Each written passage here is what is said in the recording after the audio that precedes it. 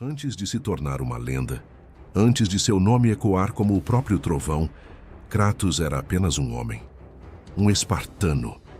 Forjado desde a infância entre treinos brutais, aço frio e gritos de guerra, ele aprendeu cedo que a vida não oferecia compaixão. Seu coração, marcado pelo orgulho e pela sede de vitória, pulsava com a fúria de 1000 batalhas ainda por vir. Cada cicatriz era um lembrete de que não havia volta, de que o caminho traçado estava destinado ao sangue e à glória. Mas não seria apenas um guerreiro comum.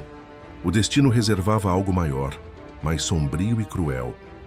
Das areias ardentes da Grécia até os altares dos deuses, Kratos caminhou entre conquistas e tragédias, até que sua fúria e sua dor o conduziram àquilo que parecia impossível: tornar-se o próprio deus da guerra. Ainda que coroado com poder, esse título não veio como honra, mas como maldição, selando para sempre o homem que ele havia sido. E antes de avançarmos para essa primeira parte da história de Kratos, da infância espartana até sua ascensão divina, preciso pedir algo a você. Mais de 90% das pessoas que assistem aos vídeos aqui no Narrador de Histórias ainda não são inscritas. A sua inscrição é fundamental para que possamos continuar trazendo narrativas épicas como esta. Então se inscreva agora, deixe o seu like e fortaleça ainda mais essa comunidade. E quero também que você comente aí embaixo de qual cidade você está assistindo a este vídeo. Vai ser incrível ver até onde a voz da mitologia e das lendas pode chegar. A origem de Kratos. Desde os confins mais sombrios da mitologia grega, ecoa a saga de um guerreiro cuja vida foi moldada pela fúria e pela tragédia. Sua jornada, tecida com fios de sangue e sacrifício, transcende o mero conto de um mortal, tornando-se um épico sobre o poder, a perda e a incessante busca por redenção. Antes que o peso do Olimpo caísse sobre seus ombros, antes que se tornasse o fantasma de Esparta, o homem conhecido como Kratos forjou sua essência no cadinho implacável de uma das civilizações mais temidas da antiguidade. Ele nasceu na antiga Esparta, uma cidade-estado forjada na bigorna da guerra, onde cada suspiro era um treino e cada dia uma preparação para o campo de batalha. Por volta do ano 513 a.C., a vida de Kratos foi inaugurada neste berço de guerreiros, um lugar onde a debilidade não era apenas uma falha, mas uma afronta imperdoável.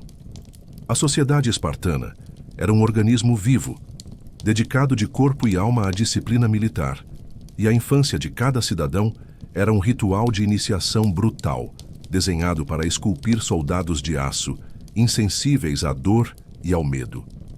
Naquele cenário de impiedade e rigor, a sobrevivência era um testemunho da força, e a glória uma recompensa para a devoção total à arte da guerra. Kratos, desde tenra idade, demonstrou uma constituição formidável e uma aptidão inata para o combate. Ele não apenas suportou os desafios mais árduos, mas os superou com uma ferocidade singular, distinguindo-se entre seus pares. No entanto, em meio à brutalidade daquele mundo, havia uma única âncora que o ligava à sua humanidade, um elo de ternura rara em um ambiente tão desolador. Seu irmão mais novo, Deimos. Os dois irmãos eram como sombras, inseparáveis em sua infância espartana. A lealdade que os unia era um contraste impressionante com a dureza que os cercava, um oásis de afeição em um deserto de disciplina. Este laço tão puro e inabalável representava a única fresta de luz na vida austera de Kratos, um vislumbre da humanidade que, em breve, seria testada, fragmentada e, por fim, obliterada por um destino cruel, traçado por forças divinas que pouco se importavam com a fragilidade dos laços mortais. A sombra de uma profecia aguardava nos recônditos do tempo, pronta para destruir essa última conexão e lançar Kratos em um caminho de fúria e vingança sem precedentes. Deimos, o mais novo, era um reflexo da implacável doutrina espartana, destinado a ser tão forte e resiliente quanto seu irmão mais velho. Por outro lado, Kratos, já um prodígio em força e habilidade, via no irmão não apenas um camarada de armas, mas a sua própria responsabilidade, o seu elo com a humanidade que a guerra impunha silenciar. O laço entre eles não se baseava em demonstrações de afeto, um luxo que Esparta não permitia. Ao invés disso, a lealdade e o cuidado mútuo eram forjados no rigor dos campos de treinamento. A relação entre Kratos e Deimos era uma simbiose de proteção e admiração. Deimos olhava para Kratos como a personificação do guerreiro ideal, e Kratos, por sua vez, via em Deimos o motivo para persistir, para lutar, para ser o escudo que o protegeria das crueldades que o mundo reservava.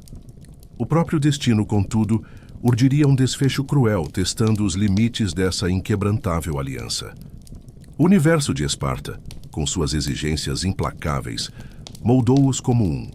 A vida não era uma jornada solitária, mas uma marcha em formação, onde cada um era o apoio e a lâmina do outro. A força de um irmão era a força do outro, a fraqueza de um a fraqueza de ambos. Assim, a narrativa de Kratos e Deimos não é apenas a história de dois homens, mas a crônica de um vínculo que se tornou a pedra angular do caráter de Kratos. Ele se tornou a personificação da honra, da dedicação, do sacrifício, tudo pela promessa silenciosa de jamais abandonar o irmão.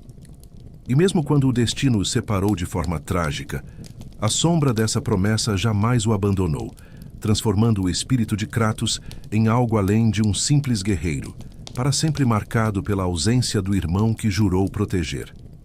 Uma nuvem de temor pairava sobre o sagrado Olimpo, a morada dos deuses. Não era um exército mortal que ameaçava sua supremacia, mas a iminência de um destino sombrio.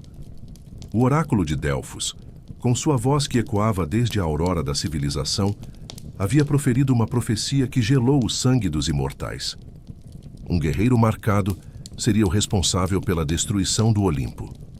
Essa maldição em forma de palavras sagradas se tornara o pesadelo de Zeus e seus súditos, uma profecia vaga e, por isso mesmo, mais aterrorizante. O medo, no entanto, é um agente de ação. A cada sol que nascia e se punha, os deuses se debatiam em suas cortes celestiais, interpretando as palavras do oráculo. A marca era o ponto crucial, a chave para identificar o flagelo iminente. Ares, o deus da guerra, sempre propenso à violência e à desconfiança, e sua meia-irmã Atena, a deusa da sabedoria e da estratégia, uniram-se em uma busca frenética. Ambos, movidos por um impulso de autopreservação, buscaram o portador da marca. No coração de Esparta, uma sociedade forjada no aço e na disciplina implacável, a vida era uma constante provação. Ali, entre o rigor do treinamento e a ausência de piedade, florescia uma conexão rara, um laço inquebrável entre dois irmãos, Kratos e seu caçula, Deimos. Enquanto a fraqueza era anatematizada e a força a única virtude, a lealdade entre os dois era um farol de humanidade em um mundo de garras e escudos. Eram inseparáveis, um contraste sutil à brutalidade que os cercava. Contudo, essa união fraterna estava predestinada a ser o catalisador de uma tragédia, selada por um vaticínio ancestral que ecoava pelos corredores do tempo. Ares, o impetuoso e volátil deus da guerra, e sua irmã, a perspicaz Atena, voltaram seus olhos divinos para a mortalidade. Sua interpretação da profecia focou em Deimos, o irmão mais novo de Kratos, e em uma marca de nascença peculiar que ostentava. Um sinal rubro, assemelhando-se a uma tatuagem, jazia sobre sua pele, e foi essa marca, singela em sua origem, que os deuses tomaram como o presságio fatídico. Em um ato de crueldade divina, e movidos por um pavor irracional daquela profecia que ameaçava o poder celestial, Ares e Atena desceram dos píncaros do Olimpo até a terra de Esparta. Não vieram como mensageiros de paz, mas como algozes, com a intenção funesta de erradicar a ameaça predita. Durante o rigoroso treinamento dos jovens espartanos, os deuses agiram. Com uma audácia gélida, raptaram Deimos, arrancando-o brutalmente de seu mundo. Em um ímpeto desesperado para proteger o irmão, em uma explosão de fúria e desespero que prefigurava sua alma, ele ousou confrontar o próprio deus da guerra. A resposta de Ares foi brutal e imediata. Com uma força divina e impiedosa, o deus atirou Kratos contra um machado que jazia ao chão. A lâmina fria e cortante rasgou a pele do jovem, deixando uma cicatriz profunda e indissolúvel acima de seu olho direito. Uma marca de dor e impotência, que Kratos carregaria para sempre. Um estigma visível de sua primeira grande perda. Arrancado brutalmente da terra dos vivos, Deimos foi lançado em um abismo de desolação e tormento, no sombrio domínio da morte. Não havia luz que penetrasse aquele reino, apenas uma penumbra eterna, um crepúsculo perpétuo que engolia os últimos vestígios de esperança. O ar ali era um sudário gelado, pesado com o silêncio dos éons e os sussurros distantes de almas perdidas, cujos lamentos ecoavam como um coro macabro na vastidão sem fim. Deimos, o jovem espartano, cujo espírito indomável havia sido forjado sob o rigor das disciplinas de sua pátria, viu-se subitamente desprovido de toda a sua força e bravura. Aprisionado, não apenas por grilhões de metal, mas pelas garras invisíveis do desespero que se agarravam à sua alma juvenil, ele sentiu o abraço gelado daquele domínio. Ali no coração da morte, Thanatos, o deus da morte em pessoa, exercia sua crueldade implacável. Não era um torturador que se deleitava com a dor física, mas a própria personificação do fim, da ausência de vida e da promessa de uma eternidade sombria e vazia. A tortura infligida por Thanatos a Deimos era de uma natureza mais nefasta e insidiosa. A erosão lenta e inexorável da esperança, o esmagamento da vontade, a condenação a uma existência marcada pela solidão mais profunda. Cada momento no domínio da morte era um lembrete cruel da vida roubada, do irmão perdido, da liberdade que jamais seria reencontrada. O tempo, naquele lugar amaldiçoado, não fluía em ciclos previsíveis, mas se arrastava como uma entidade malevolente, esticando a agonia, prolongando a aflição, até que cada segundo parecesse uma eternidade de tormento. A presença de Thanatos era um fardo esmagador que comprimia o espírito do jovem espartano, negando qualquer resquício de luz ou consolo. Seus olhos, que antes brilhavam com a promessa de um futuro guerreiro, agora refletiam apenas a escuridão abissal de seu cativeiro. A ausência de qualquer forma de vida ou companhia, exceto a presença fria e opressora do deus da morte, significava que Deimos estava entregue à mais completa e devastadora das solidões. Era uma batalha constante contra o desespero, uma luta silenciosa para manter a sanidade em um ambiente onde até mesmo a memória do sol era uma tortura. Deimos estava fadado a suportar o insuportável, um prisioneiro da morte, esquecido pelo mundo, em um sofrimento que parecia não ter fim. Ali naquele solo profanado, onde a inocência fora arrancada pela crueldade dos céus, Kratos fez um juramento silencioso. Não era uma promessa proferida aos deuses, nem um brado de guerra ecoando pelos vales da Hélade. Era um pacto selado consigo mesmo, gravado na alma, destinado a honrar a memória de seu irmão perdido. Um juramento de jamais esquecer, de carregar o fardo daquela perda, de transformar a dor em uma força implacável. Este não era apenas um voto de vingança, mas um testemunho eterno de um amor fraternal dilacerado, uma dívida forjada no sangue e na agonia. Era a promessa de que, mesmo na ausência, Deimos viveria através dele, através de cada passo, de cada batalha, de cada suspiro. Para tornar essa promessa visível, um lembrete constante de sua falha e de sua eterna devoção, Kratos buscou uma marca, um selo que espelhasse a peculiar tatuagem de nascença que adornava o corpo de Deimos. Com o ferro em brasa, ou com a lâmina afiada de um artesão de dor, ele traçou os mesmos contornos rubros sobre sua própria pele pálida, desde a lateral de seu rosto, espalhando-se pelos ombros e pelo tronco. Cada traço, uma agonia autoimposta, era um sacrifício, uma penitência, uma forma de unir-se fisicamente ao irmão que lhe fora arrancado. A tinta vermelha, infundida na carne, não era apenas um pigmento. Era o sangue da lembrança, a cor da ira contida, o espectro de uma vida interrompida. Aquela tatuagem não era um adorno, mas uma cicatriz em sua alma, um lembrete constante da profecia que os condenara, da crueldade divina que separou irmãos e da impotência que ele, um dia, jurou jamais sentir novamente.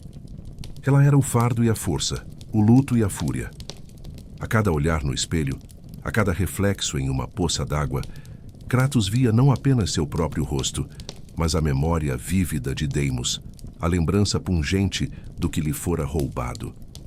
A marca não apenas selava sua promessa, mas também forjava o início de uma transformação irreversível. O Kratos de antes, o jovem com uma única ligação humanizadora, pereceu naquele dia, e em seu lugar começava a emergir uma sombra, um espectro, movido por uma escuridão que o consumiria e o definiria, para o bem e para o mal, por toda a eternidade. O maior guerreiro de Esparta. No seio de Esparta, a disciplina e a crueldade eram o solo fértil onde os guerreiros eram forjados. Ninguém personificou essa doutrina de forma mais completa do que Kratos. A perda de seu irmão Deimos nas mãos de deuses imortais não o quebrou, mas o transformou em algo mais sombrio, mais impiedoso. Sua dor e sua raiva tornaram-se o combustível que alimentava sua ascensão. Ele se tornou a personificação da guerra, um capitão lendário cujas táticas eram tão brutais quanto eficazes. Seu nome, que antes era sussurrado com respeito, agora era proferido com um misto de temor e admiração. A ascensão de Kratos ao posto de capitão lendário não foi um processo gradual. Sua ferocidade no campo de batalha era incomparável. Ele não via mais os inimigos como simples oponentes, mas como alvos de uma fúria incontrolável, uma forma de canalizar a dor que o consumia. Suas estratégias não visavam apenas a vitória, mas a aniquilação total. Ele se tornou um estrategista impiedoso, cujas táticas de guerra eram tão brutais que se tornaram lendas entre os seus.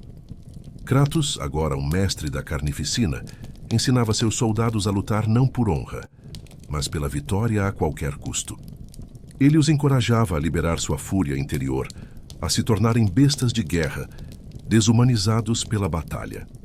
A lealdade de seus homens a ele era inquestionável. Eles o seguiam para o inferno e de volta, pois sabiam que, sob seu comando, a vitória era a única opção. Ele era o rosto da brutalidade espartana, o símbolo de sua força e de sua impiedade. A transformação de Kratos não foi apenas física, mas também espiritual. A humanidade que outrora existia em seu coração foi silenciada pela escuridão, tornando-o o guerreiro mais feroz que Esparta já conheceu. No seio de Esparta, a disciplina e a crueldade eram o solo fértil onde os guerreiros eram forjados. Ninguém personificou essa doutrina de forma mais completa do que Kratos. A perda de seu irmão Deimos nas mãos de deuses imortais não o quebrou, mas o transformou em algo mais sombrio, mais impiedoso. Sua dor e sua raiva tornaram-se o combustível que alimentava sua ascensão.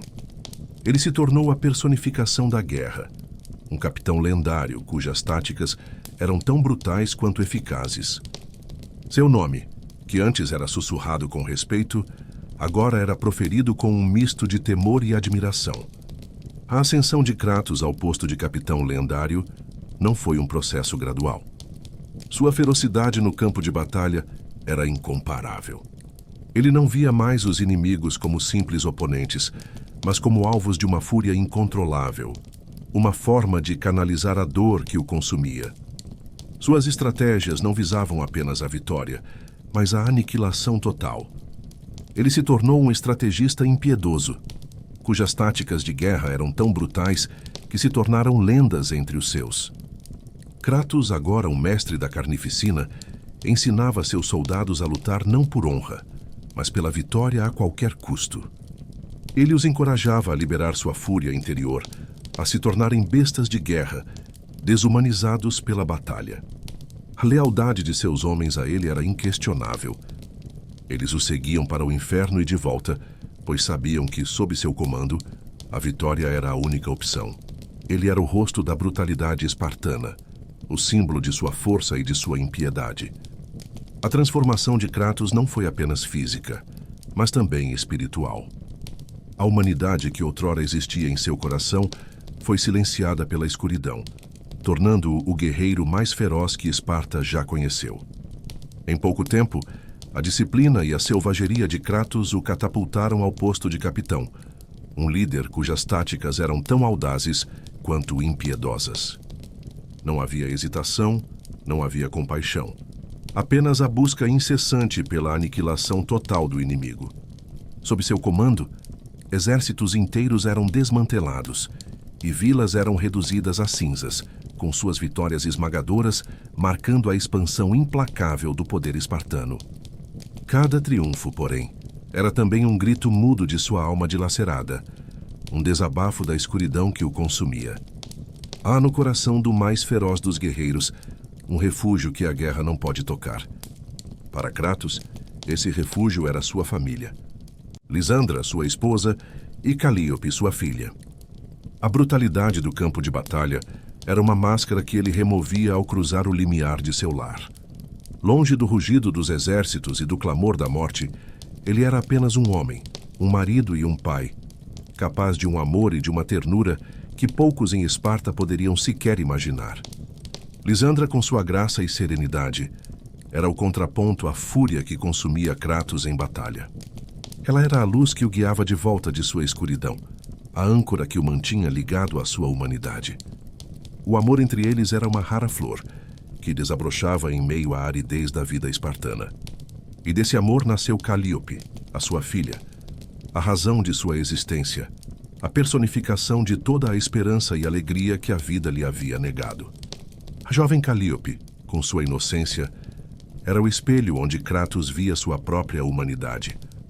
Ele, o guerreiro implacável, encontrava a paz ao seu lado. O amor por sua filha era um poder mais forte do que qualquer lâmina ou escudo. Era o seu ponto fraco e, ao mesmo tempo, a sua maior força.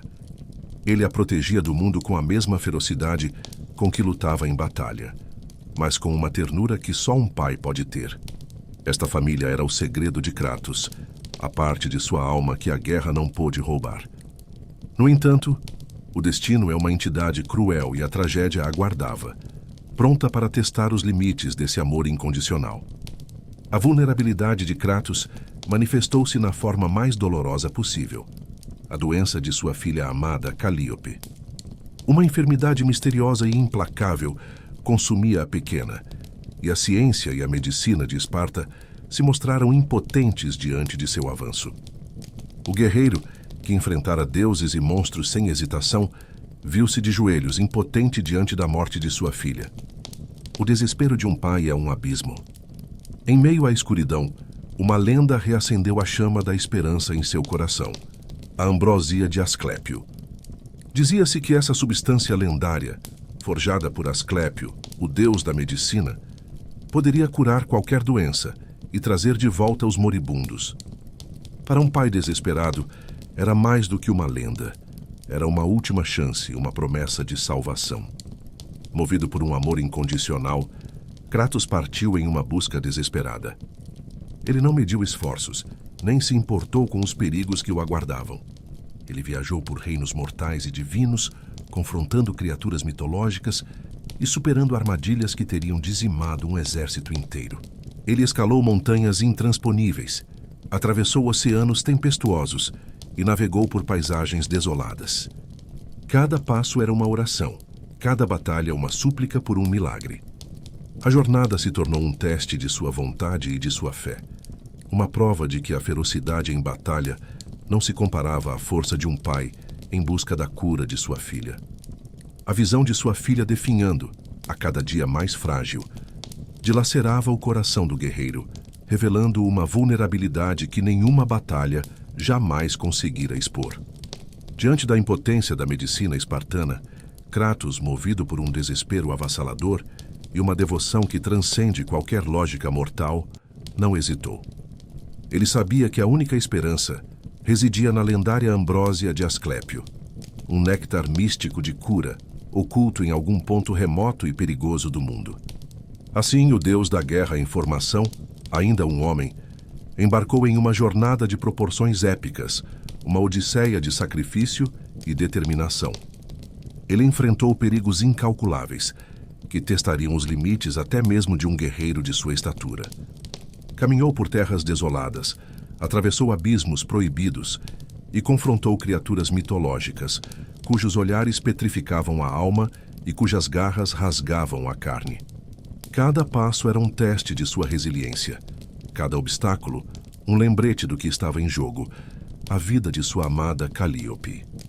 Ele superou tempestades que pareciam querer varrer o próprio mundo, escalou montanhas intransponíveis e desvendou enigmas mortais, tudo impulsionado pela força do amor paterno.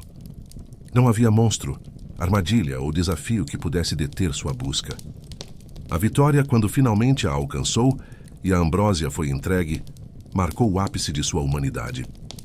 Um pai havia salvado sua filha, um ato de amor puro que, dolorosamente, contrastava com o destino sombrio e sanguinário que o aguardava, um futuro do qual ele ainda não tinha a menor premonição.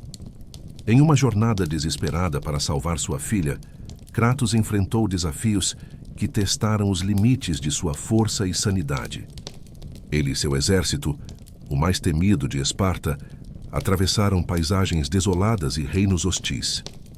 Eles lutaram contra exércitos inteiros, superando defesas que pareciam intransponíveis.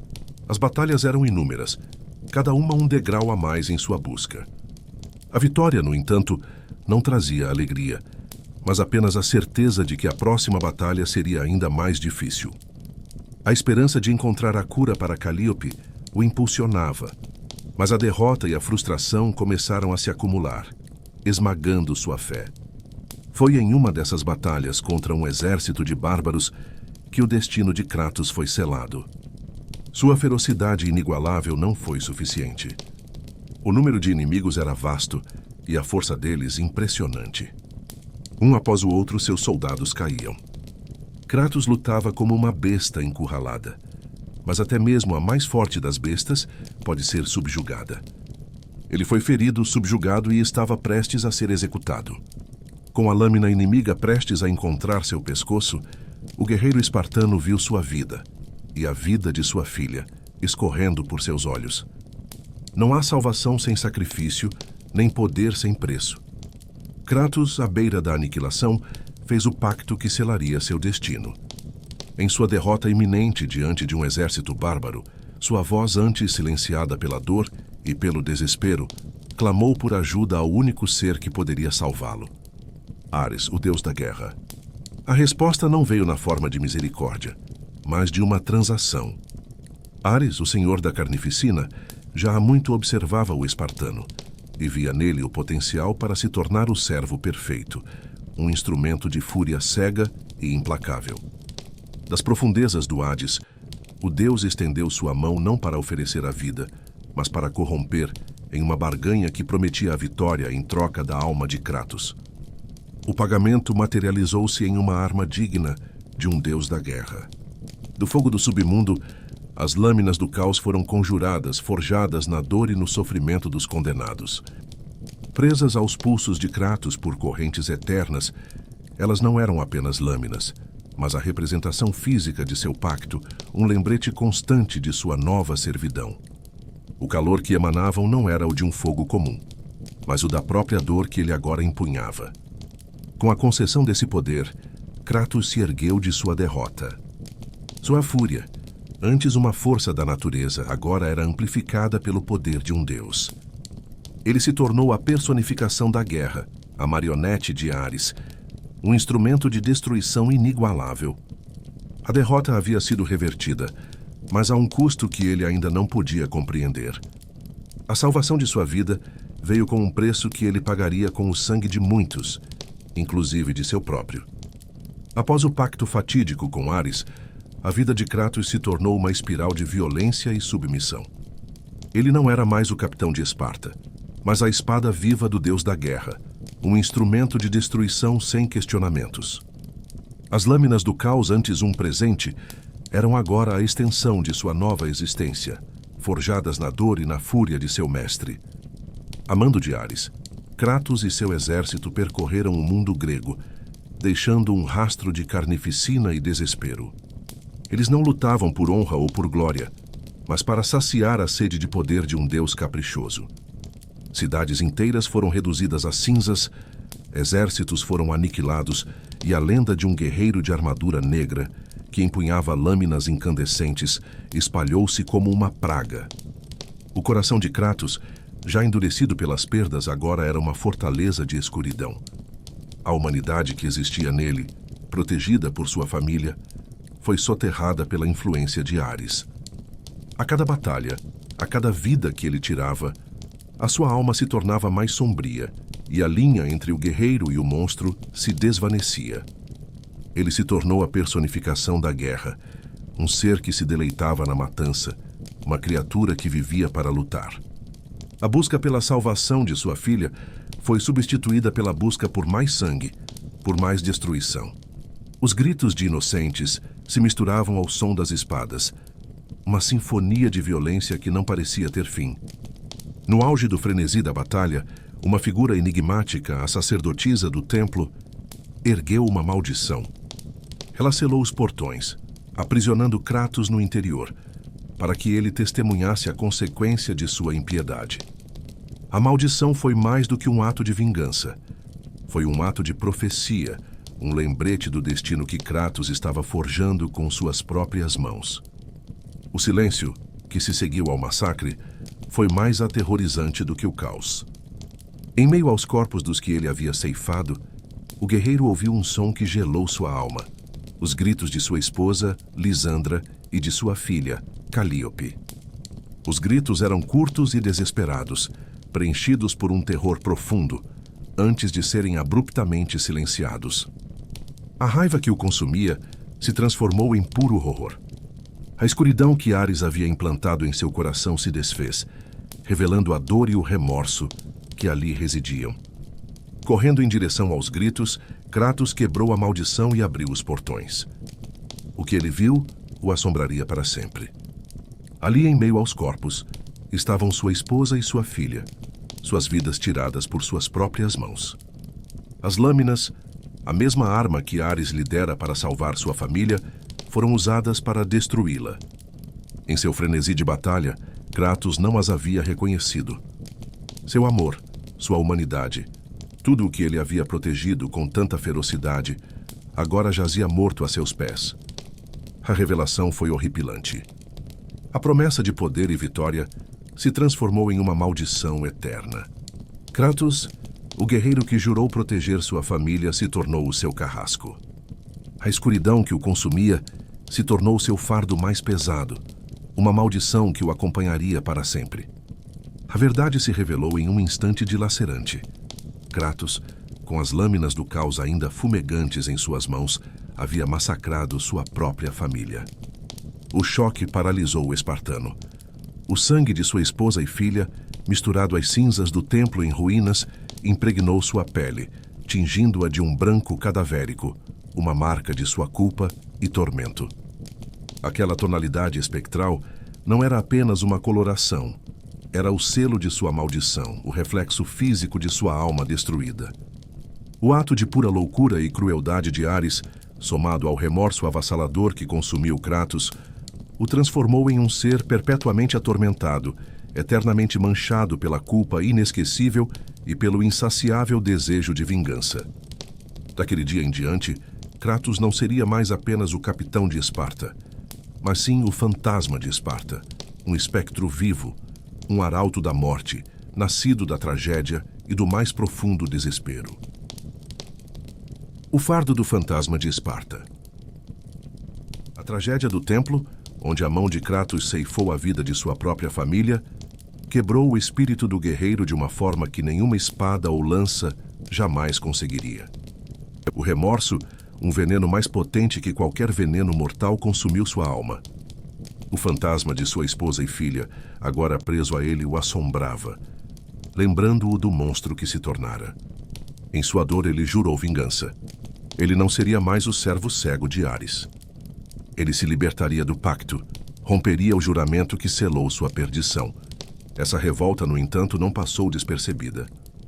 As fúrias, as deusas da vingança e do castigo, observavam o guerreiro de longe, deleitando-se com a sua angústia, e o consideraram uma afronta à ordem divina.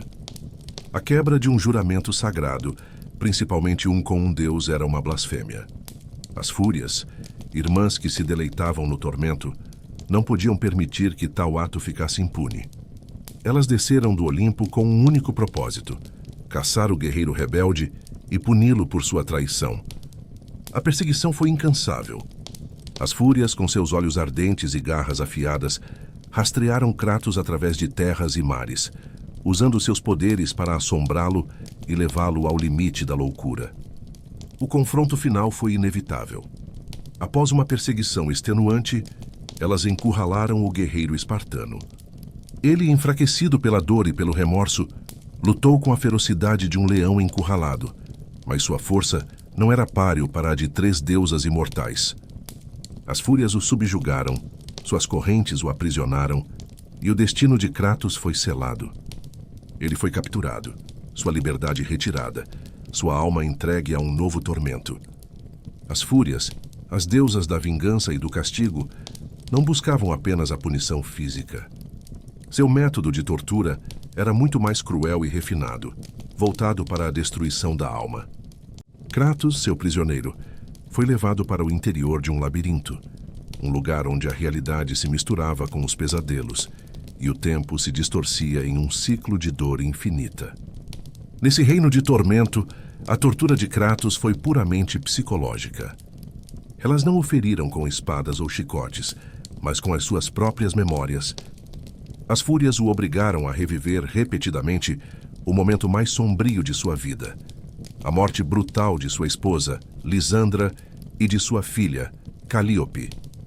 Cada grito, cada lamento, era ecoado em sua mente, amplificado por um poder divino que o obrigava a experimentar a dor e o remorso em sua forma mais pura. Ele era forçado a assistir, impotente, a sua própria mão ceifando a vida de sua família. O terror em seus olhos, a inocência em seus rostos, tudo era revivido em um ciclo interminável.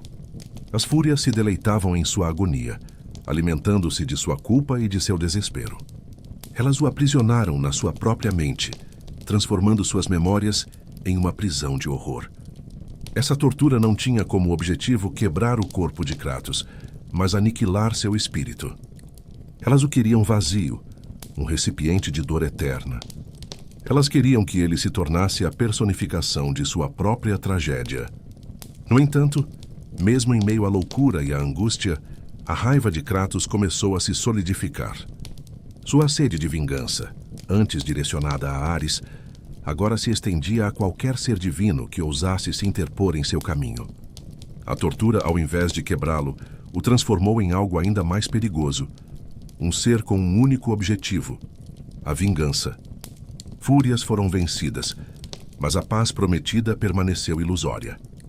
Em vez disso, ele se viu novamente preso por uma servidão invisível aos próprios deuses do Olimpo. Sua busca desesperada por expiação, seu anseio por libertação dos pesadelos, agora se transformava em uma vida de serviço imposto, uma amarga penitência exigida pelas divindades. Ele tornou-se seu instrumento, um peão em suas maquinações eternas. Esta nova e amarga submissão o impulsionou para uma década de serviço implacável.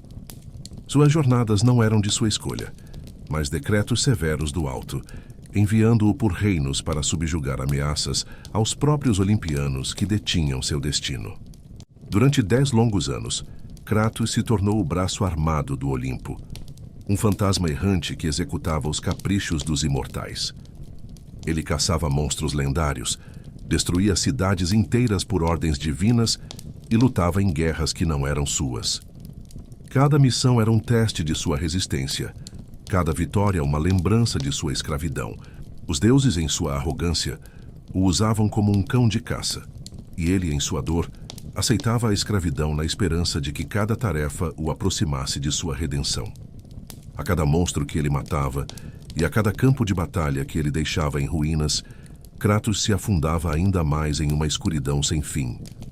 Sua única motivação era o juramento de que, ao final de sua servidão, os deuses o libertariam dos pesadelos que assombravam sua alma. No entanto, mesmo com o sangue dos inimigos em suas mãos, as vozes de Lisandra e Calíope nunca se calavam e as imagens de sua morte nunca desapareciam. A libertação dos pesadelos que ele tanto ansiava parecia uma miragem distante. Essa década de servidão transformou Kratos em um ser vazio, um fantoche dos deuses cujo único propósito era lutar. Sua alma, antes manchada, agora estava completamente corroída pela violência e pelo remorso. Ele se tornou um reflexo do Deus que antes servia, uma ferramenta de destruição sem compaixão. O Olimpo, em sua arrogância, confiou a Kratos uma das missões mais perigosas de sua década de servidão: a batalha contra o Titã Atlas. Esse ser colossal, condenado a sustentar o peso do mundo em seus ombros, havia sido libertado por Perséfone, a rainha do submundo. A aliança entre Titã e deusa representava uma ameaça existencial para os deuses do Olimpo, e apenas o fantasma de Esparta poderia deter essa calamidade. A jornada de Kratos o levou às profundezas do Tártaro, um reino de escuridão e tormento. Ele enfrentou legiões de mortos-vivos, demônios e bestas mitológicas, todos sob o comando de Perséfone. A batalha contra Atlas foi uma luta de Davi e Golias. Kratos, um mero mortal com a fúria de um deus contra um titã que carregava o mundo. A força bruta do titã era inigualável, mas a astúcia e a ferocidade do espartano eram o suficiente para compensar a diferença de tamanho. Após uma batalha extenuante, Kratos conseguiu subjugar Atlas. Em um ato de crueldade e vingança, ele o prendeu novamente, com a promessa de que ele carregaria o peso do mundo para toda a eternidade. Mas a vitória não foi completa. O conflito com Perséfone ainda estava por vir. A rainha do submundo, que se deleitava na dor e no sofrimento, tinha um plano mais sombrio.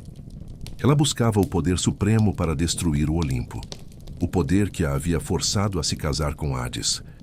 Ela queria aniquilar tudo, e para isso ela usou a dor de Kratos contra ele. O destino do Olimpo estava nas mãos do guerreiro que havia sido traído por ele. Foi Perséfone, em sua astúcia cruel, quem orquestrou a mais dolorosa das armadilhas.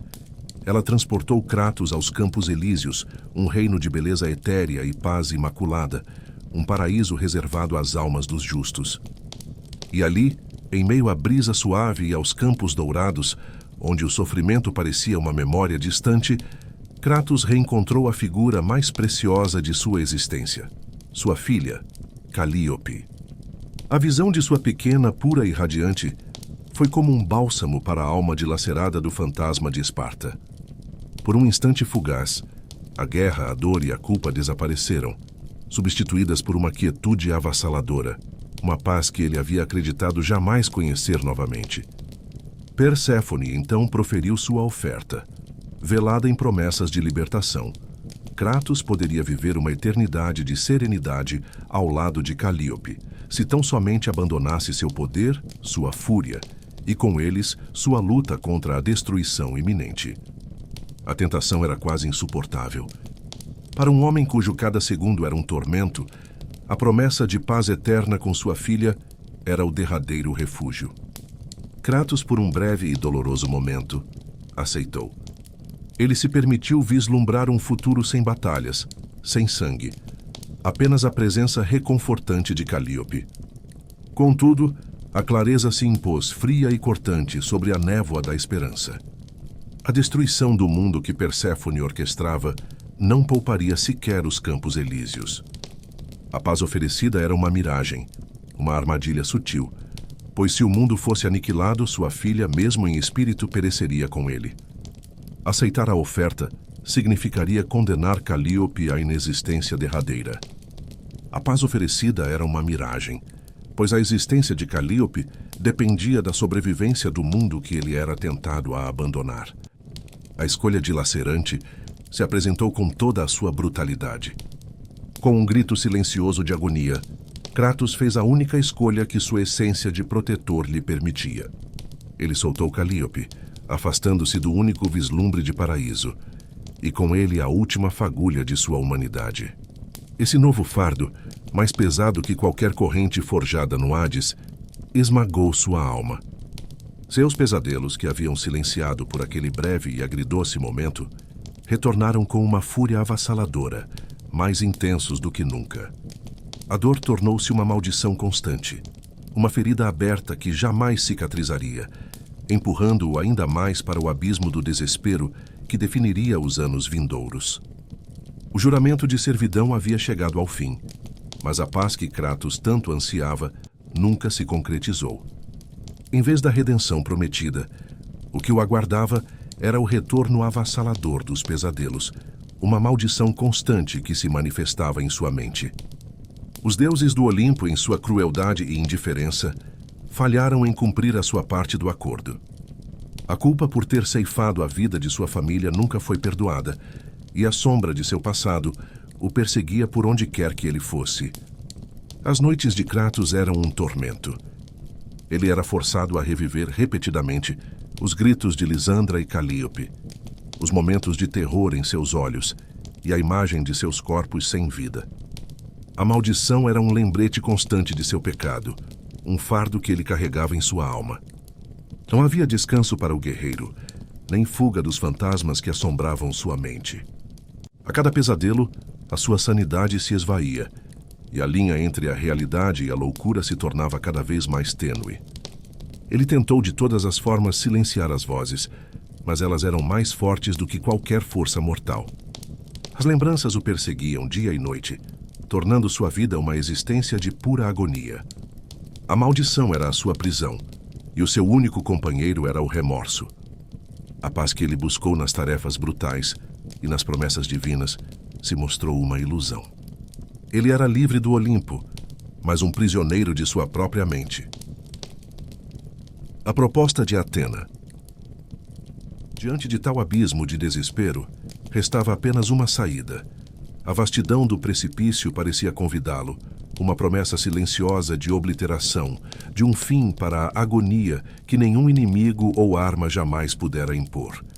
Com uma resolução sombria e definitiva, o titã da guerra, o indomável Kratos, lançou-se do penhasco mais alto, buscando no vazio a libertação que os deuses lhe negaram, ansiando pela quietude da não-existência, pelo cessar de todo o sofrimento e de toda a memória, num ato final de sua trágica saga. Contudo, o destino tinha outros planos para o atormentado espartano. No ápice de sua queda, quando a morte parecia iminente, uma luz celestial irrompeu, e uma figura etérea e imponente materializou-se no ar rarefeito. Era Atena, a deusa da sabedoria e da guerra estratégica, sua voz ressoando com a autoridade dos céus, detendo a descida fatídica. Com uma serenidade que contrastava com a tempestade na alma de Kratos, Atena apresentou sua derradeira oferta. Não era a redenção que ele tanto buscara, mas uma chance, talvez a última, de redefinir sua existência. Se fores capaz de silenciar o deus da guerra, proferiu a deusa com gravidade, aquele que te enganou e que agora ameaça a própria Atenas com sua fúria destrutiva, então os céus hão de perdoar-te e a maldição dos pesadelos será enfim desfeita. Serás liberto. A proposta ecoou como um trovão na mente de Kratos. Uma chance real de absolvição, de paz, de um fim para os gritos que ressoavam em sua alma se ele pudesse desferir o golpe final contra o instigador de sua perdição. A promessa de Atena reacendeu uma centelha sombria de propósito no coração do espartano. Não era redenção no sentido puro, mas vingança. Uma vingança que culminaria na aniquilação daquele que moldara seu destino para o sofrimento. A esperança de libertação dos pesadelos, dos fantasmas que dançavam em sua mente a cada instante, era um chamado que Kratos não podia ignorar. O fim de seu sofrimento dependia do fim de Ares, uma última missão para calar o tormento eterno. Para Kratos, a promessa de perdão era um eco distante. O que o movia era a sede inextinguível de vingança. O assassino de sua família, o manipulador de seu destino, Ares pagaria. Contudo, abater um deus não era tarefa para meros mortais, nem mesmo para um guerreiro tão formidável quanto ele. Atena revelou o segredo. Era necessário o poder da lendária Caixa de Pandora, um artefato mítico que guardava a força primordial capaz de derrubar as próprias divindades. Após uma década de servidão incansável aos deuses, na qual os pesadelos jamais cessaram seu tormento, Kratos atingiu o abismo de sua sanidade. A própria existência se tornara um fardo insuportável, impelindo-o ao limiar de um penhasco onde tentou dar fim à sua agonia. Mas a morte não viria tão facilmente para o fantasma de Esparta.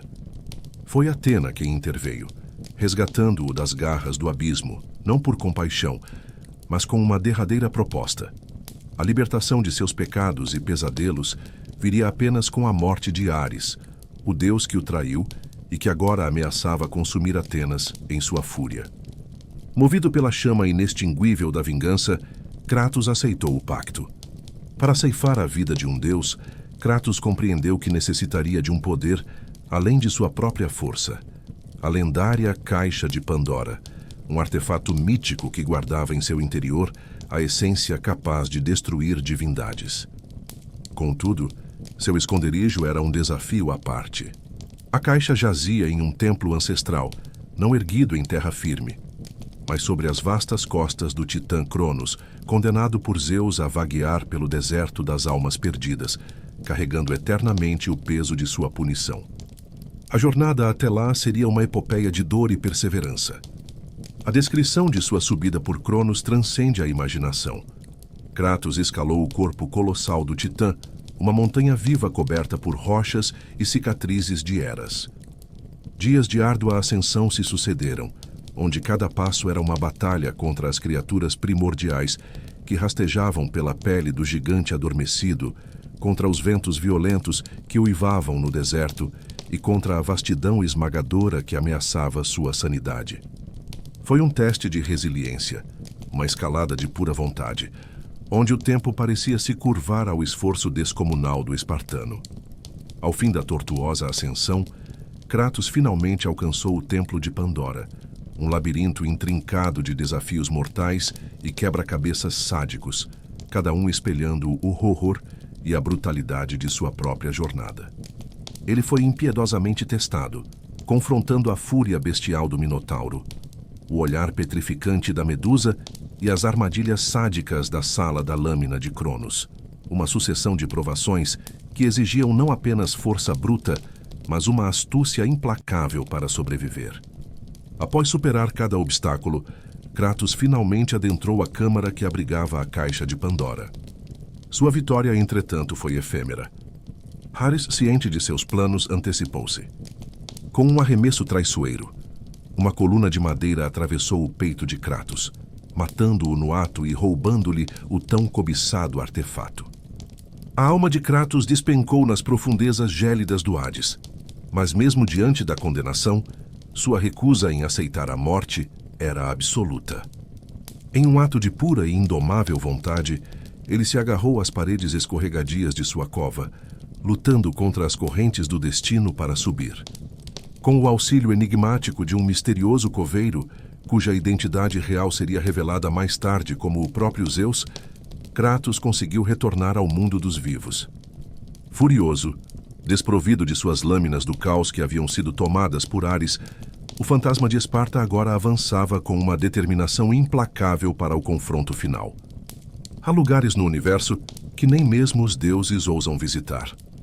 Um desses lugares era o local de descanso de Cronos, o Titã. Condenado a vagar por uma eternidade com o Templo de Pandora em suas costas, ele era a própria prisão, o guardião de um poder que poderia destruir o mundo. O templo não estava em uma ilha ou em uma montanha, mas nas costas do maior dos titãs, um segredo que os deuses haviam escondido nas profundezas de uma paisagem desolada. O templo era uma maravilha de arquitetura e engano. Suas paredes eram repletas de armadilhas e enigmas, cada sala uma prova da engenhosidade de seus criadores. As defesas não eram apenas para deter os ladrões, mas para quebrar o espírito dos que se atrevessem a profanar o seu interior. O templo era um labirinto mortal, um lugar onde a morte esperava em cada esquina, e a esperança era uma ilusão. A lenda dizia que a Caixa de Pandora estava guardada no coração do templo. A recompensa por sobreviver a um perigo incalculável. Kratos, movido por sua busca por vingança, estava pronto para enfrentar todos os perigos. Ele sabia que a jornada seria longa e árdua, mas a promessa de um poder para matar deuses era a única coisa que o impulsionava. Há lugares no universo que nem mesmo os deuses ousam visitar. Um desses lugares era o local de descanso de Cronos, o Titã. Condenado a vagar por uma eternidade com o templo de Pandora em suas costas, ele era a própria prisão, o guardião de um poder que poderia destruir o mundo. O templo não estava em uma ilha ou em uma montanha, mas nas costas do maior dos titãs, um segredo que os deuses haviam escondido nas profundezas de uma paisagem desolada. O templo era uma maravilha de arquitetura e engano. Suas paredes eram repletas de armadilhas e enigmas, cada sala uma prova da engenhosidade de seus criadores. As defesas não eram apenas para deter os ladrões, mas para quebrar o espírito dos que se atrevessem a profanar o seu interior. O templo era um labirinto mortal, um lugar onde a morte esperava em cada esquina, e a esperança era uma ilusão. A lenda dizia que a caixa de Pandora estava guardada no coração do templo. A recompensa por sobreviver a um perigo incalculável. Kratos, movido por sua busca por vingança, estava pronto para enfrentar todos os perigos. Ele sabia que a jornada seria longa e árdua, mas a promessa de um poder para matar deuses era a única coisa que o impulsionava. A visão do Titã era por si só uma provação. Cronos, um monte ambulante de carne e pedra, emergia da areia em redemoinhos, seu dorso vasto como uma cordilheira. Cada passo do condenado fazia tremer a terra, um ritmo lento e agonizante que ecoava a eternidade de sua punição. Kratos, com as lâminas do caos ainda presas aos seus braços, encarou a tarefa hercúlea: escalar essa montanha viva e em constante movimento. A ascensão começou. Não era uma escalada comum. Era a jornada sobre um ser primordial, onde cada saliência rochosa era parte da pele endurecida do Titã e cada fenda uma cicatriz milenar. Os músculos do espartano ardiam a cada puxada, a cada encaixe de sua garra nas fendas da epiderme de Cronos, que se movia lentamente sob seus pés. Dias se arrastavam em uma árdua batalha contra a gravidade e o tempo. O sol impiedoso do deserto castigava sua pele, e a sede era uma faca afiada em sua garganta, enquanto o vento, um constante e violento sopro, tentava arrancá-lo da superfície do Titã. Mas o desafio não era apenas físico. Criaturas repugnantes, nativas daquele corpo vivo e amaldiçoado, rastejavam e se aninhavam na pele de rochas do Titã. Parasitas colossais, com garras afiadas e olhos famintos, emergiam das fendas atacando o intruso em seu domínio. Kratos era forçado a usar suas lâminas com precisão brutal, não apenas para escalar, mas para se defender, cortando membros e decapitando as bestas que tentavam derrubá-lo de sua jornada impossível. O fedor de poeira antiga e carne fossilizada impregnava o ar, um lembrete constante da natureza profana de sua montanha. O tempo parecia se distorcer. Cada aurora trazia a promessa de mais exaustão, e cada anoitecer, a escuridão e o frio implacável. A imensidão do deserto se estendia infinitamente ao seu redor, reforçando a solidão e a escala de seu empreendimento.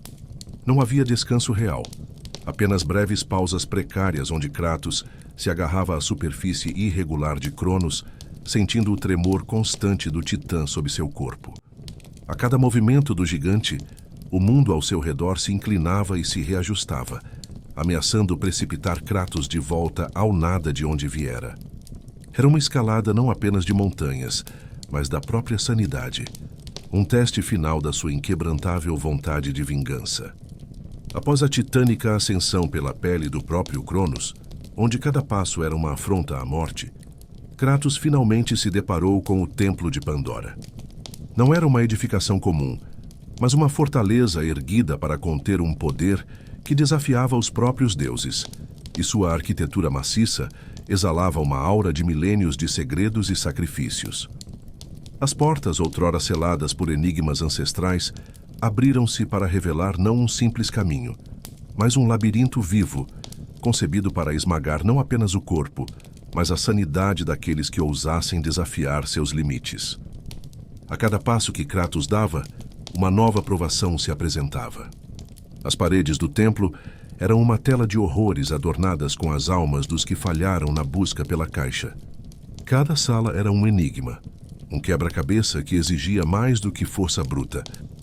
O guerreiro precisava de astúcia, perspicácia e uma força de vontade inabalável para passar ileso. Ele enfrentou armadilhas que exigiam a precisão de um acrobata e a velocidade de um guerreiro treinado.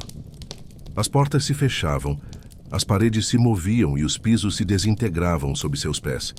O templo não era um lugar onde a morte esperava, mas onde a morte estava ativamente caçando. O objetivo não era apenas proteger o artefato, mas quebrar o espírito do invasor, forçando-o a desistir de sua busca. Apesar de todos os perigos, Kratos avançava. Sua busca não era por ouro ou por glória, mas por uma vingança amarga. Sua alma, endurecida pelo ódio, era imune aos horrores que o templo apresentava. A única coisa que ele via era o objetivo final, a caixa de Pandora, a chave para sua vingança. Ao adentrar as profundezas do templo de Pandora, Kratos confrontou não apenas um espaço físico, mas um labirinto de horrores que parecia espelhar a própria tormenta de sua alma. Cada corredor, cada câmara, era uma nova provação, tecida com a astúcia dos deuses e a crueldade dos monstros. O ar era denso, carregado de uma história de sofrimento e de segredos ancestrais, e a luz bruxuleante das tochas apenas acentuava as sombras dançantes, ocultando perigos em cada canto. Não havia descanso para o fantasma de Esparta, apenas a incessante marcha rumo a um poder que poderia, finalmente, aplacar sua dor. Sua jornada começou nas entranhas de um minotauro, uma besta de fúria cega e força descomunal, guardião primordial das passagens. O chão tremia sob os passos pesados da criatura, e o rugido ecoava, ameaçando desabar as rochas milenares. Kratos, com a experiência de incontáveis batalhas, moveu-se com a precisão letal de um assassino, esquivando-se dos chifres pontiagudos, buscando a fraqueza na carapaça colossal da fera. A luta foi um balé brutal de aço e músculos, onde a perícia espartana prevaleceu sobre a força bruta, e o Minotauro tombou, sua morte abrindo o caminho para as câmaras seguintes. Mas o labirinto reservava provações mais insidiosas. Em uma câmara adornada com estátuas petrificadas de guerreiros que falharam, a terrível Medusa emergiu, seus olhos escarlates cintilando com um poder que transformava carne em pedra. O perigo era iminente. Um único olhar e a vingança de Kratos seria eternamente congelada. Com agilidade surpreendente e uma coragem inabalável, ele evitou os raios petrificantes, manobrando com suas lâminas do caos para desferir o golpe fatal. A cabeça da Gorgon, agora uma arma a ser empunhada, serviu como um testemunho gélido da astúcia de Kratos. Após a implacável série de desafios que o aguardavam no labirinto de Pandora, Kratos se viu diante de um novo e peculiar teste, adentrando a enigmática Sala da Lâmina de Cronos. Este não era um domínio de embates diretos ou feras colossais a serem abatidas pela força bruta que o definia. Aqui a própria arquitetura era o adversário, e a inteligência, não a musculatura, seria a chave para a sobrevivência. A sala reverberava com uma quietude tensa, preenchida não com o rugido de monstros, mas com o silêncio mortal das armadilhas invisíveis. Cada sombra parecia ocultar um mecanismo letal, cada pedra no chão, um gatilho para a aniquilação. A designação Lâmina de Cronos sugeria que os perigos ali não eram meros estratagemas, mas sim manifestações da antiga e terrível maldição do Titã, concebidas para esmagar não apenas o corpo, mas também o espírito daqueles que ousassem profanar seu fardo. O fantasma de Esparta, que tantos inimigos havia superado com a fúria do combate, precisava agora invocar uma faceta mais sutil de sua natureza de guerreiro. Suas habilidades forjadas no fragor das batalhas foram redirecionadas para a observação meticulosa, para a análise fria e calculista. Cada passo era deliberado, cada movimento, uma estratégia pensada. Não havia espaço para a impetuosidade, apenas a paciência implacável e a astúcia aguçada poderiam desvendar os padrões mortais que governavam aquele espaço. Era uma batalha contra o tempo, contra a percepção e contra a própria engenhosidade que havia concebido tamanhas provações. Kratos se movia como um predador em um terreno minado, seus sentidos aguçados para o menor indício de perigo, sua mente calculando as trajetórias de armadilhas ocultas e os momentos exatos para avançar ou recuar. A cada armadilha superada, uma nova se revelava, desafiando-o a adaptar-se, a aprender e a antecipar. A promessa da Caixa de Pandora, o objetivo final de sua incessante busca, pendia como uma chama bruxuleante no fundo da escuridão, impulsionando-o a persistir, não importa quão traiçoeira fosse a senda. Somente com a mais refinada astúcia, ele poderia escapar da sala da lâmina de Cronos e seguir em sua jornada de vingança e penitência. Após uma jornada que desafiou os limites da resistência e da sanidade, o fantasma de Esparta finalmente vislumbrava seu objetivo. Através de um labirinto de provas mortais, onde cada passo era um confronto com a própria aniquilação, Kratos atingira a câmara oculta da Caixa de Pandora. O poder capaz de destruir um deus jazia ali, ao seu alcance, prometendo o fim de uma servidão e o alívio de um tormento que consumia sua alma há uma década. Por um breve instante, a vitória pairou no ar, um sopro de esperança que se desfez com a rapidez de um sonho fugaz. Ares, o arauto da guerra em sua onisciência tirana, observava os passos de sua marionete. Ciente do iminente sucesso de Kratos, o deus traidor agiu com a brutalidade fria que lhe era peculiar. De algum lugar, uma coluna de madeira colossal foi arremessada com força divina, um projétil de aniquilação que atravessou o peito do espartano com uma violência inimaginável. O impacto foi devastador, dilacerando carne e espírito. Kratos, o invencível guerreiro, sentiu a vida esvair-se de seu corpo, suas forças abandonando-o enquanto a escuridão da morte o engolfava. Ele havia sido morto, não por um inimigo em combate leal, mas pela perfídia daquele a quem servira. A Caixa de Pandora, o prêmio por tanto sofrimento, foi cruelmente arrancada de sua posse, levada pelo próprio Deus que o havia traído. A morte para Kratos veio como um golpe traiçoeiro, não no calor da batalha, mas pela astúcia e crueldade de Ares. Uma coluna, arremessada com força divina, transfixou seu corpo, arrastando-o para as profundezas geladas do Hades. Não houve transição suave, apenas a escuridão súbita, o silêncio da aniquilação e a sensação de estar afundando em um abismo sem fim. Sua alma, antes repleta de fúria e propósito, agora flutuava sem direção, um espectro em um reino de desespero eterno. O cheiro de enxofre e a melodia lamentosa de almas perdidas o envolviam, enquanto a paisagem se desdobrava em um cenário de rochas escarpadas e rios de agonia, onde a esperança era uma memória distante. Mas Kratos não era uma alma comum a aceitar seu destino. Mesmo na morte, sua vontade indomável ardia como uma brasa incandescente. O fantasma de Esparta se recusava a se curvar à condenação, a se tornar mais um lamento na tapeçaria infinita do submundo. Uma fúria primordial, mais potente do que qualquer dor ou desespero, começou a se agitar em seu âmago.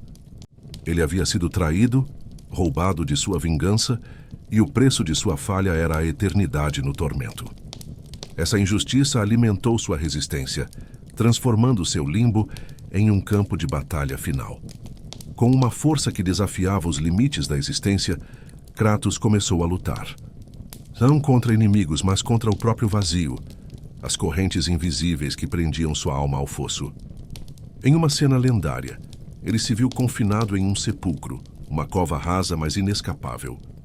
Seus punhos, mesmo em forma espectral, cerraram-se, e ele começou a escalar.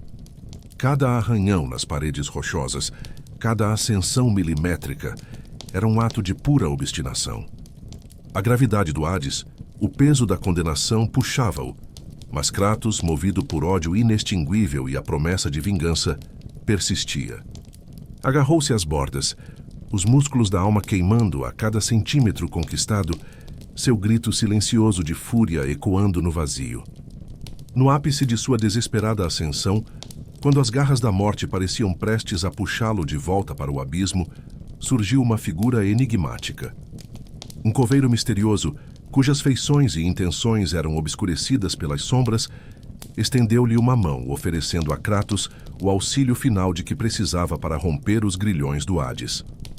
Esta figura, que mais tarde se revelaria ser o próprio Zeus disfarçado, concedeu ao fantasma de Esparta uma chance sem precedentes de retornar ao mundo dos vivos. A intervenção divina, velada em mistério, foi o empurrão que Kratos necessitava para emergir da escuridão. Ao sentir o ar do mundo superior mais uma vez, Kratos não exultou. Pelo contrário, sua alma estava consumida por uma fúria avassaladora. Sem suas lâminas do caos que Ares havia subtraído, ele era um guerreiro desarmado. Mas sua determinação era mais afiada do que qualquer lâmina.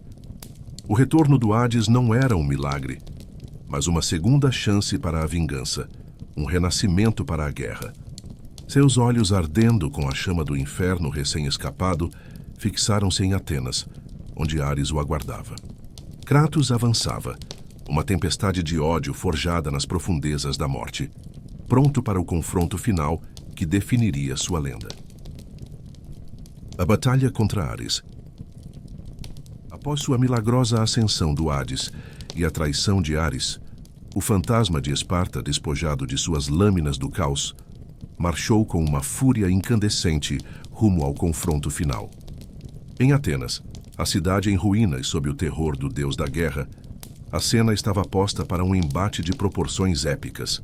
Era Ares contra Kratos, um semideus movido por uma década de pesadelos e um ódio inextinguível. Ares, em sua arrogância divina, buscou não apenas destruir Kratos fisicamente, mas também obliterar sua alma. A fúria de Kratos impelia-o ao derradeiro confronto. A batalha contra Ares nas ruínas profanadas de Atenas transcendia a disputa por poder. Era um embate lendário, um acerto de contas titânico entre um deus da guerra e um semideus consumido pela vingança. Ares, em sua onipotência e arrogância, não se contentou com a força bruta. Buscou quebrar Kratos de dentro para fora, arrastando-o para um reino onde a realidade se curvava à sua vontade distorcida.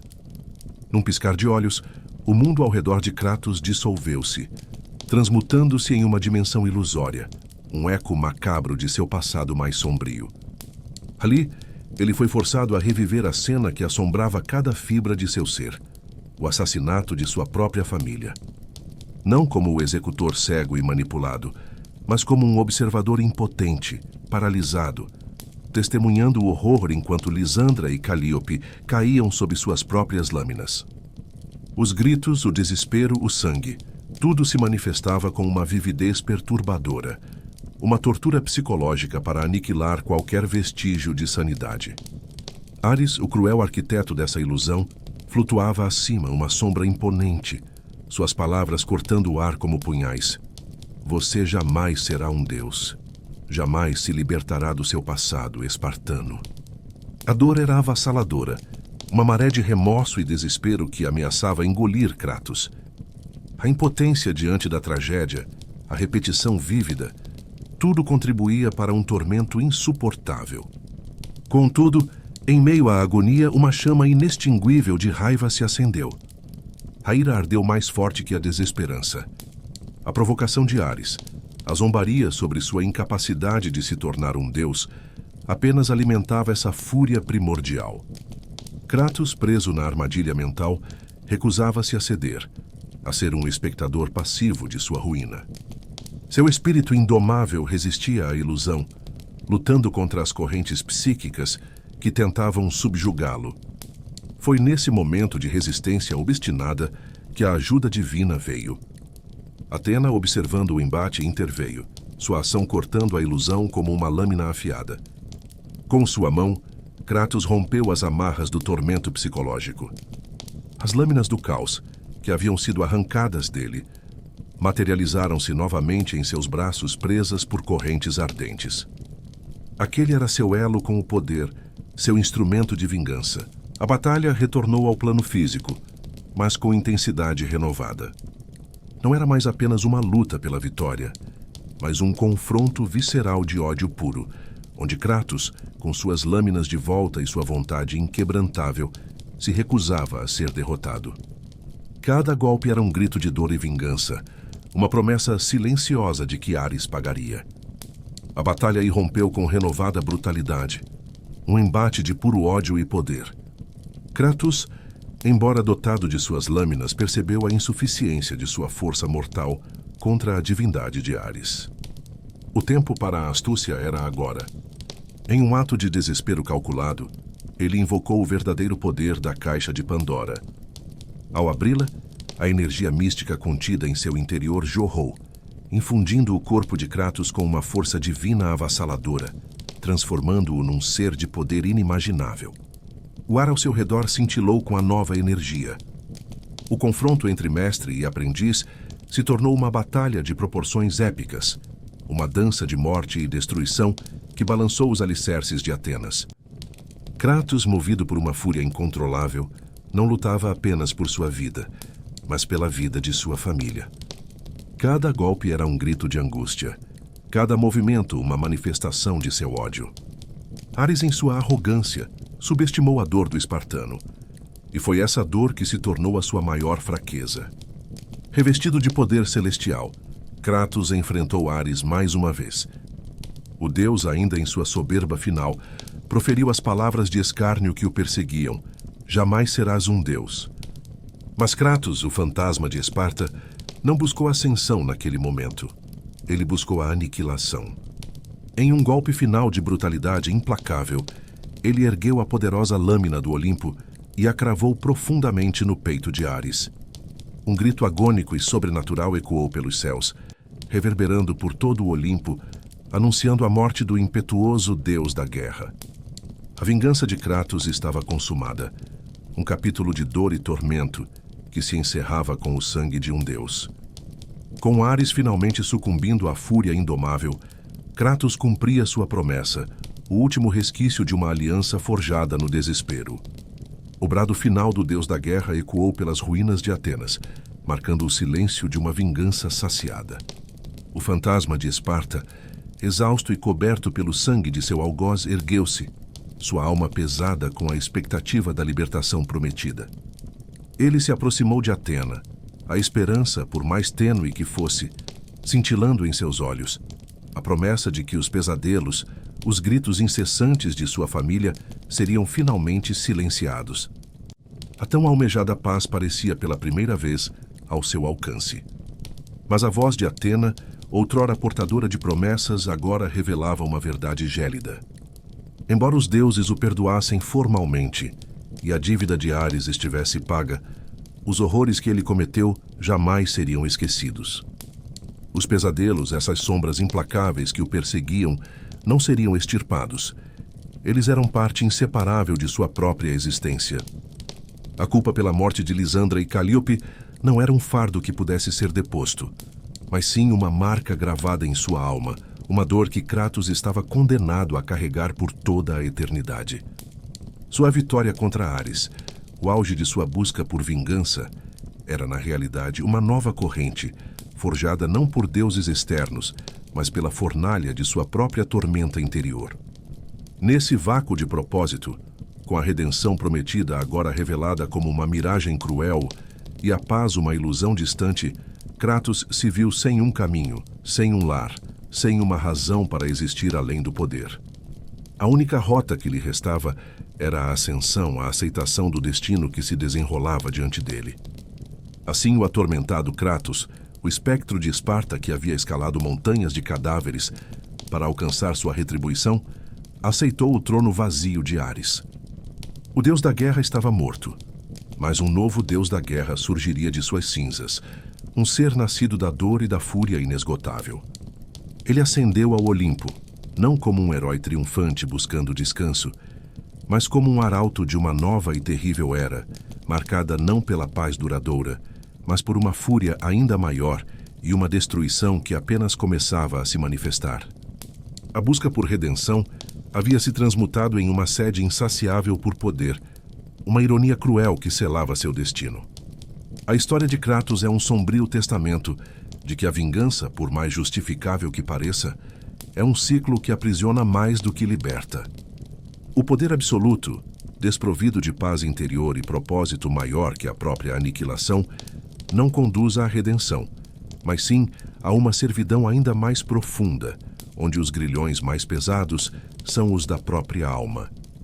Pois, ao buscar a libertação através da destruição, Kratos não encontrou a paz, mas sim um novo e eterno inferno, tornando-se aquilo que mais desprezava, condenado a vagar como um espectro de seu próprio tormento.